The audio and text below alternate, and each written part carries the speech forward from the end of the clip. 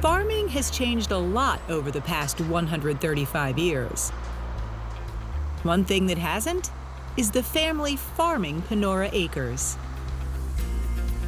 Since 1888, 6 generations of the Sellers family have operated this dairy farm in Manchester, Maryland.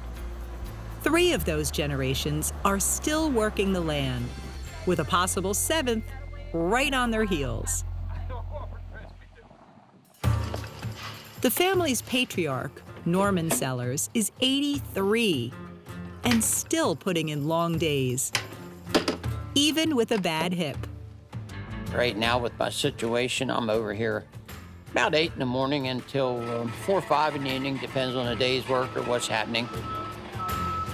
You gotta look up to somebody like that. If that's what keeps them happy, you know, why not? Come to work. We got something for you to do. Today, Harry is taking on one of the farm's dirtier jobs. There's no fancy way to get in this thing. The weekly clean-out of the corn dryer. Just another day on the job. Luckily, Harry Sellers' hips are in better shape than his dad's. Meanwhile, Harry's son Josh is at the wheel of the combine. Seems like all day, every day. Recently, Josh has stepped into managing the farm, and part of that job is preparing the next generation of farmers. Well, you got to try to include them. You know, like Eli, I try to get him when he's riding with me. You got to teach them early, and you let them choose whether they want to do it or not. With any family farm, there are pressures on the current generation to keep the farm alive for the next generation to take over. You take pride in what you do, you know, what your family started, and you want to keep it going best you can. When your family's been in the same spot for, you know, it's like 150 years now almost, you know, you take pride in having an operation or a business that you can hand down to the next generation. And that's the most important thing. Hopefully my son hands it off to his kids and his kids off to their kids and keeps continuing. Since early 1900s, Panora Acres' main business has been as a dairy farm. We started out as everybody else in this community. Each farm around here was usually around 100 acres. And that was enough for a family to support themselves. We had 11 cows that they milked at that time. By 1957, when Norman Sellers started working the farm full-time, they were milking 80 cows. By 2022, they had 350. Today, there are none.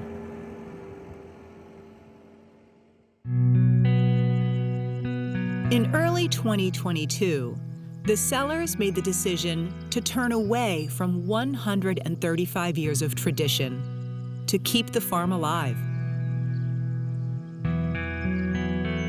When we made the decision to get rid of the cows and quit milking, I felt pretty good at first.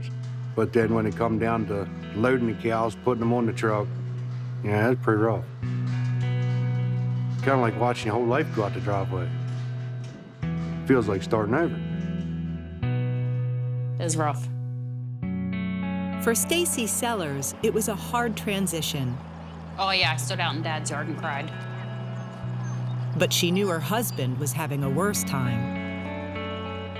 Because he wasn't carrying that dairy legacy, but times are just different now than what they were. It's a sad economic storm that's played out at dairy farms across America. I never imagined we would be in the situation we are today 40, 50 years ago. Milk consumption has plummeted 42% over the past 50 years, from 247 pounds per person in 1975 to 144 pounds today. Add tighter margins, higher equipment costs, and a tight labor market, and Josh's decision to pivot the farm away from dairy to grains might just keep future generations on the farm. Sometimes it's not always what you want to do, it's sometimes what you have to do. If you're not 3,500 cows or more, you know, it's kind of hard to do it unless you have other off-farm income. They get bigger and the small either find a niche market or they get out. The Sellers family has no intention of getting out. They are moving forward. It's the old saying, if you're standing still, you're going backwards. So we made a decision, and I think it's working well for us.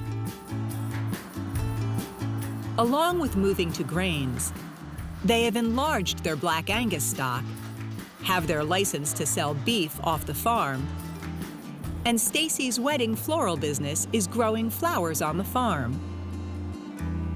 Who knows what the future holds? That's the million-dollar question. What's next? These days, you don't know. You know, you got to keep looking forward. And that's what I hope the boys do, and my grandson, my son. And it's up to them to make the track from here forward. You know, you need to be positive, you need to be looking forward, and keep active and don't give up.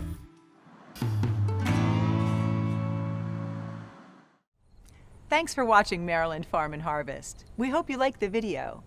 Make sure to subscribe so you won't miss out on future videos. To learn more about our show and watch full episodes, check out mpt.org/farm or just click the link in the description.